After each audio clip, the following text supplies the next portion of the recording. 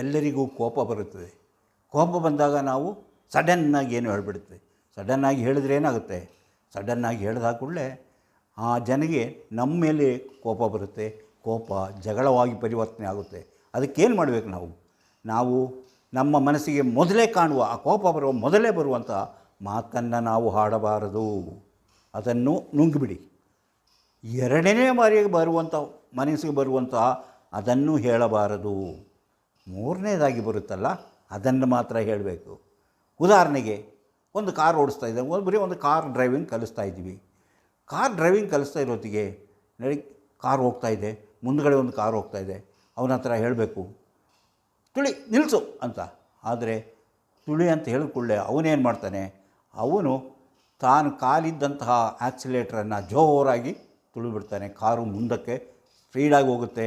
ಅದು ಹೋಗಿ ಲಾರಿಗೆ ಡಿಕ್ಕಿ ಹೊಡಿಬೋದು.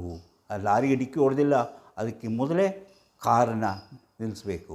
ಆವಾಗ ನಮಗೆ ಕೋಪ ಬರುತ್ತೆ. ಅವನ ಕಾರು ಓಡಿಸುವಂಥ ರೀತಿ ನೋಡಿದಾಗ ಅವು ಹೇಳ್ತೀವಿ, ಲೈಕ್ ಎಷ್ಟು ಸರಿ ಹೇಳ್ಕೊಡ್ಬೇಕು ನಿನಗೆ, ಹೇಳ್ಕೊಟ್ಟಾಗೂ ಹೀಗೆ ಮಾಡ್ತೀಯಲ್ಲ ನೀನು, ಆ ಕಾಲು ಯಾವುದು ಕೊಡಿ ಇಡಬೇಕಂತ ಗೊತ್ತಿಲ್ಲ ಅಂತ. ಇಲ್ಲ, ಹಾಗೆ ಹೇಳಿದ್ರೆ ಅವನಿಗೆ ಕೋಪ ಗಾಬರಿ ಜಾಸ್ತಿ ಆಗುತ್ತೆ.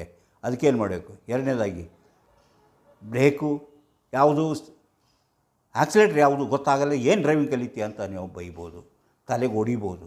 ಅದನ್ನು ಮಾಡಬಾರ್ದು. ಆಗಲೂ ಅವರಿಗೆ ಗಾಬರಿ ಆಗುತ್ತೆ. ಅದು ಬಿಟ್ಟು ನಾವೇನು ಮಾಡಬೇಕು, ಈ ಗಾಡಿಯವರು ಇದು ಮಾಡಿ ದೊಡ್ಡ ತಪ್ಪು ನೋಡಿ. ABC ಅಂತ ಆಕ್ಸಿಲೇಟ್ರು, ಬ್ರೇಕು, ಕ್ಲಚ್ಚು ಒಂದೇ ಕಡೆ ಇಟ್ಟಿದ್ರಿ. ಅದರಲ್ಲೂ ಬ್ರೇಕು ಮತ್ತು ಆಕ್ಸಿಲೇಟ್ರು ಒಂದೇ ಕಡೆ ಇರೋದಿಲ್ವ, ಇದಕ್ಕೆಲ್ಲ ತಪ್ಪಾದರೆ ಗಾಡಿಯವ್ರದ್ದೇ ತಪ್ಪಲ್ವ. ಹಿಂಗೆ ಮಾಡಿದೆ.